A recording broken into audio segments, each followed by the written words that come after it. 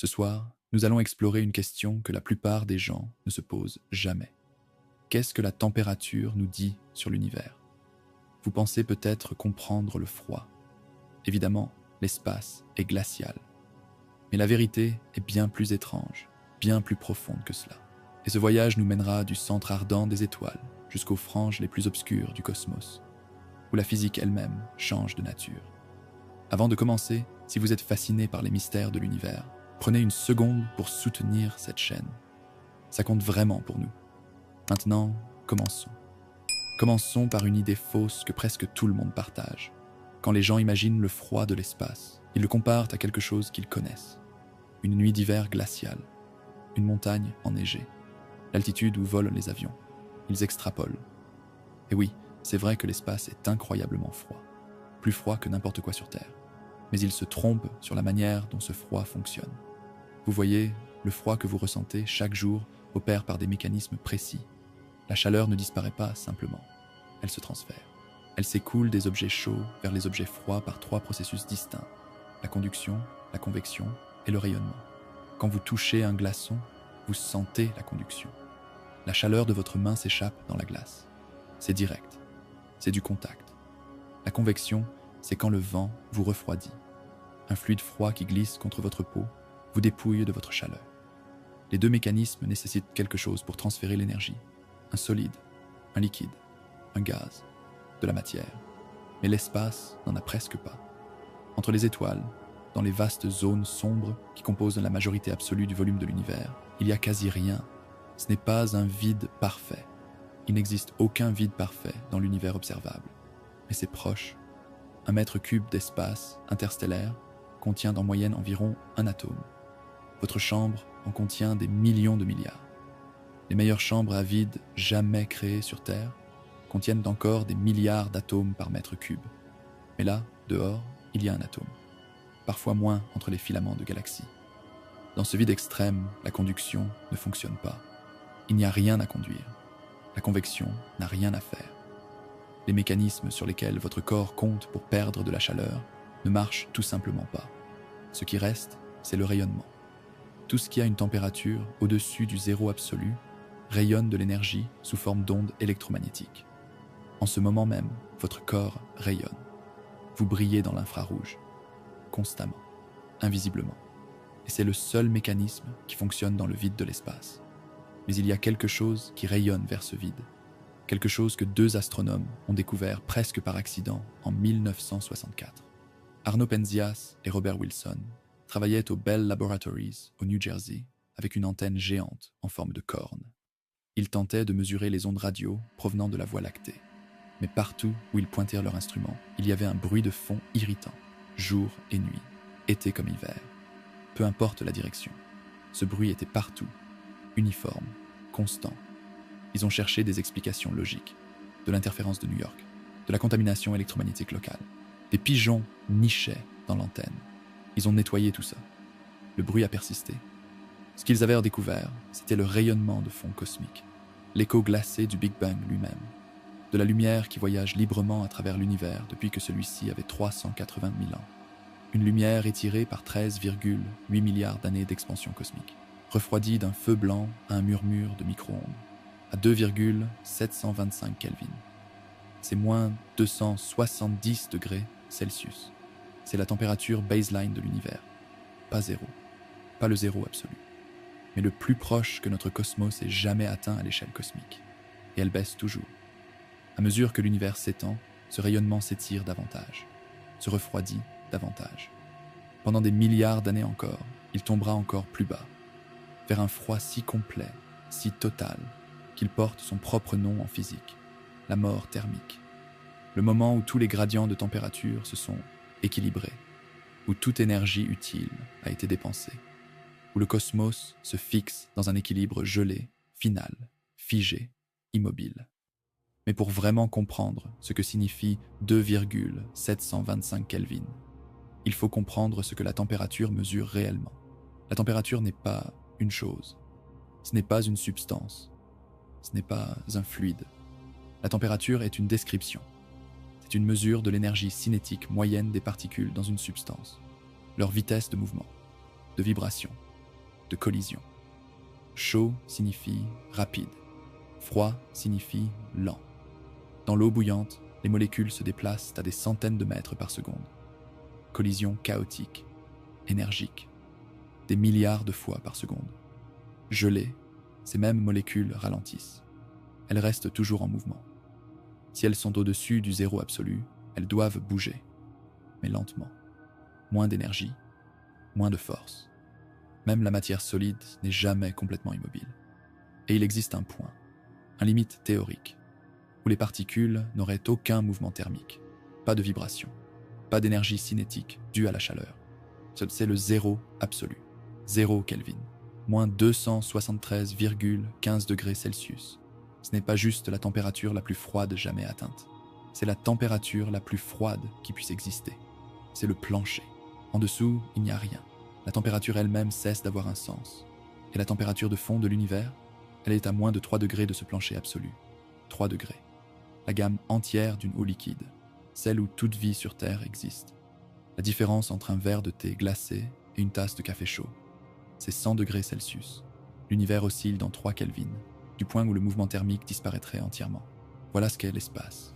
C'est la condition basique du cosmos. Pas confortable, pas neutre, presque aussi froid que possible.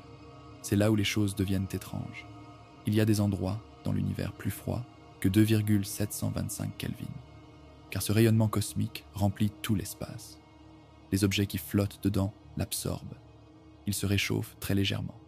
Ils se stabilisent à cette température. Mais certains endroits sont plus froids encore. Dans les nuages moléculaires denses, ces immenses structures de gaz et de poussière qui dérivent dans le vide, les intérieurs peuvent être protégés du rayonnement de fond. Certains refroidissent à 1 Kelvin, un seul degré au-dessus du zéro absolu. La nébuleuse du Boomerang, une structure chaotique à 5000 années-lumière d'ici, a été mesurée à 1 Kelvin. C'est l'objet naturel le plus froid de l'univers observable. Pourquoi ? Parce que le gaz s'y étend rapidement depuis une étoile mourante. Et quand un gaz s'étend, il se refroidit. Les molécules font du travail. Elles perdent de l'énergie. Elles descendent en température. C'est ce qui rend les observations spatiales possibles. Les télescopes infrarouges ont besoin du froid pour fonctionner. Littéralement, pas métaphoriquement. Ces détecteurs sont extraordinairement sensibles. Ils doivent détecter des signaux si faibles qu'un seul photon infrarouge produit une réaction mesurable. Le problème ? Tout objet chaud émet du rayonnement infrarouge. Le télescope lui-même, le détecteur, l'électronique.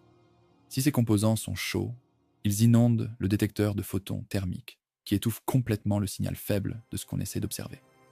Donc, les détecteurs infrarouges doivent être refroidis, très refroidis.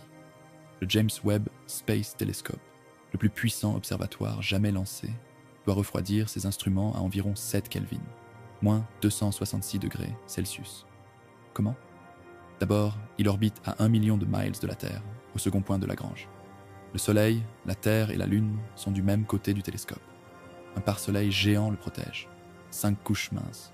La face exposée au Soleil atteint 110 degrés Celsius. La face du télescope, moins 236 degrés Celsius. Une différence de 600 degrés. Deuxièmement, un système de refroidissement actif pompe la chaleur des détecteurs. Tout cela existe pour une raison. Parce que le télescope doit être froid pour voir. Parce que la chaleur, c'est du bruit. Parce que l'univers murmure. Et ces murmures ne peuvent s'entendre que dans le froid. Considérez maintenant ce que le froid extrême fait à la matière. C'est ici que la physique devient véritablement extraordinaire. À température ambiante, les métaux sont solides. Mais leurs atomes vibrent constamment. Les électrons circulent.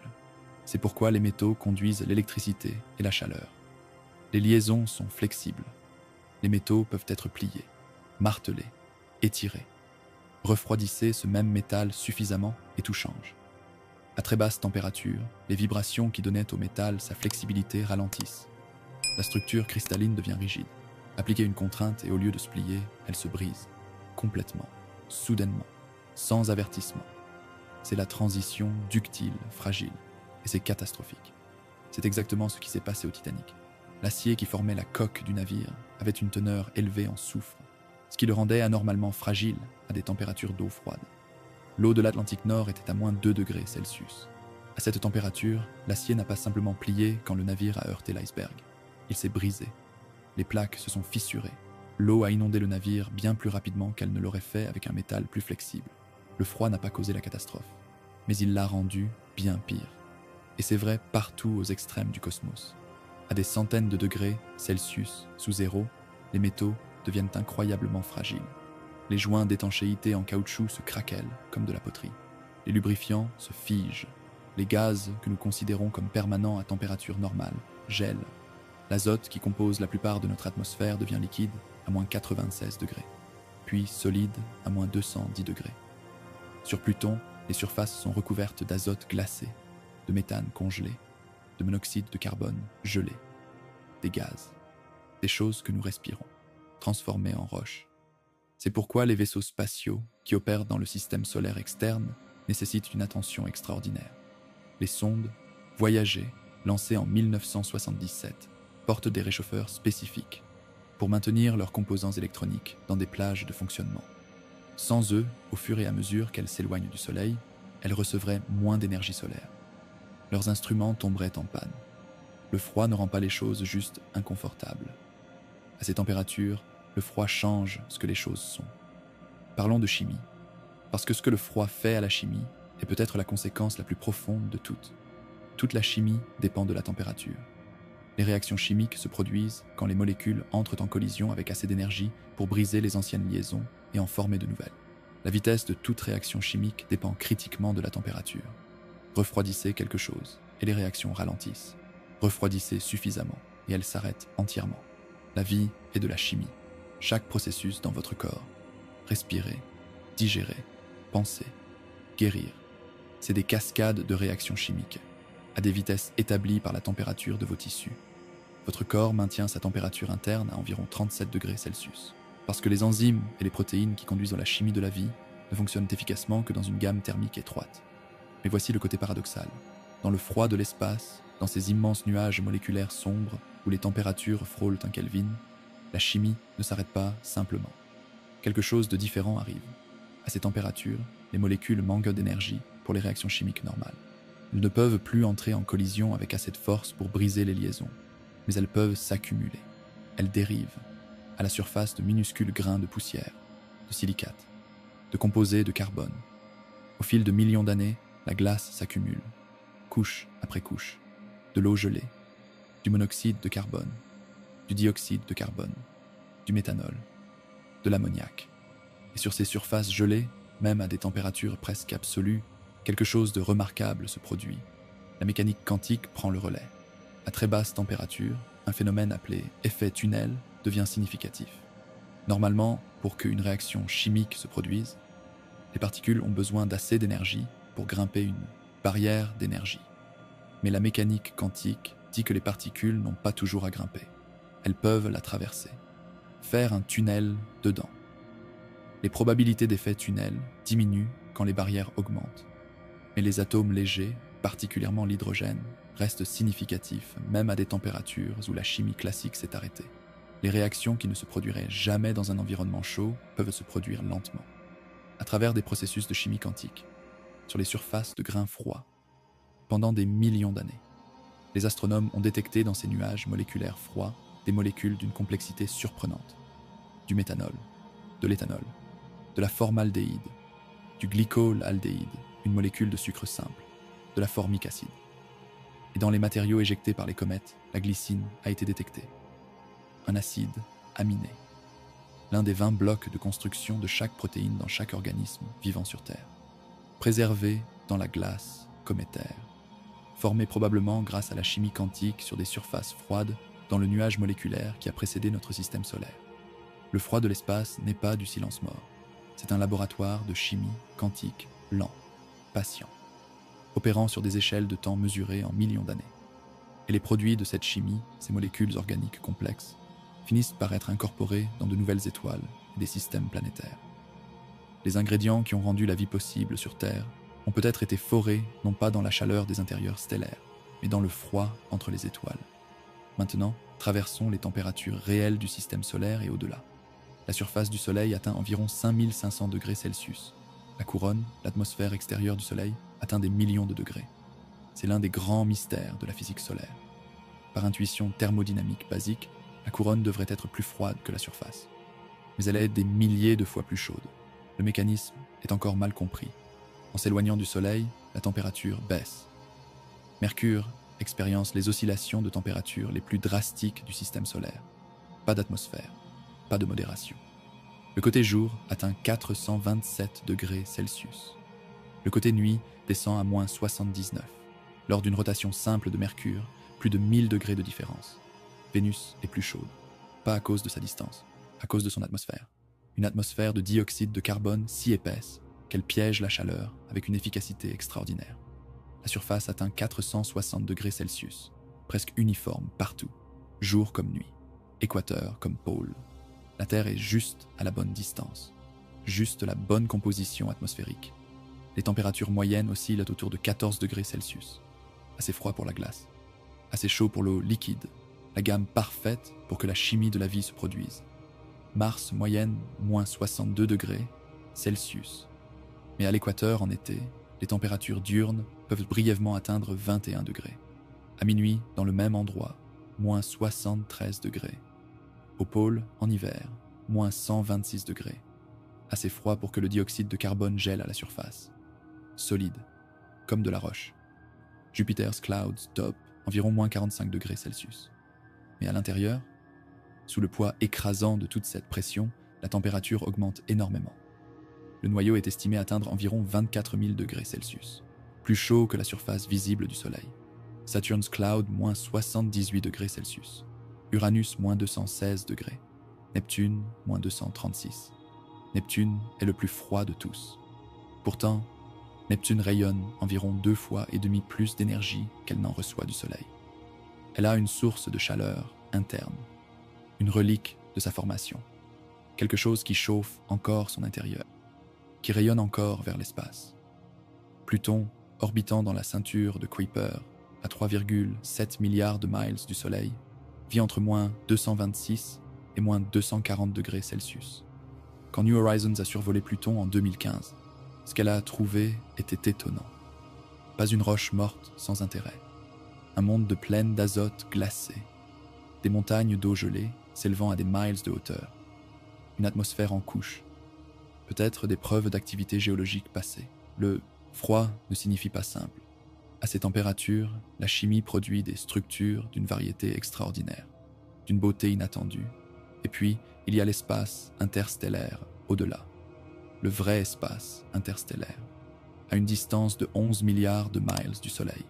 La température baseline cosmique, 2,725 Kelvin, moins 270,4 degrés Celsius. Mais même l'espace interstellaire n'est pas uniforme dans son froid. Les voies cosmiques gigantesques, ces bulles presque vides qui composent la majorité du volume de l'univers observable, sont extraordinairement froids. Juste le rayonnement de fond, juste l'ancienne lumière, qui refroidit lentement. Chaque 100 millions d'années, le rayonnement de fond se refroidit d'une minuscule fraction. L'univers entier devient plus froid, et dans les voides, il n'y a rien pour ralentir ce processus. Rien pour générer de la chaleur locale, juste l'expansion. Et la dérive lente vers le zéro absolu. Et voici le paradoxe final. Nous vivons dans un univers qui se refroidit, un univers qui s'étend, un univers qui perd des gradients de température. Chaque étoile qui brûle, chaque processus chimique, chaque pensée que vous pensez, tout cela ne marche que parce qu'il existe une différence entre la chaleur et le froid, entre le soleil ardent et l'obscurité glacée de l'espace. Nous ne fonctionnons pas sur la chaleur du soleil seul. Nous fonctionnons sur la différence entre la chaleur et le froid. Sans ce froid, sans ce gradient, il n'y aurait nulle part pour que l'énergie s'écoule. Il n'y aurait aucune raison pour que quoi que ce soit change. Aucune raison pour que quoi que ce soit existe. Le froid de l'univers n'est pas séparé de l'histoire de la vie. Le froid est une partie du moteur. C'est une profondeur qui court complètement contre nos instincts. Nous pensons au froid comme l'ennemi, comme la menace, comme l'environnement hostile. Et c'est vrai en termes pratiques. Mais du point de vue de la physique qui rend la vie possible, le froid n'est pas l'ennemi. Le froid est le partenaire nécessaire. La raison pour laquelle n'importe quel gradient d'énergie peut exister du tout. La raison pour laquelle la fusion du soleil peut faire quelque chose d'utile, plutôt que simplement d'accumuler comme chaleur dans un système fermé. Voilà la vérité sur le froid de l'espace. c'est le défaut de l'univers, la basique, le statu quo, et c'est ce vers quoi nous nous dirigeons tous, inévitablement, lentement, mais inévitablement. Et c'est déjà une victoire remarquable que quelque chose d'assez chaud pour remarquer soit apparu. Dans un univers ce froid, c'est ce qui rend ce moment extraordinaire.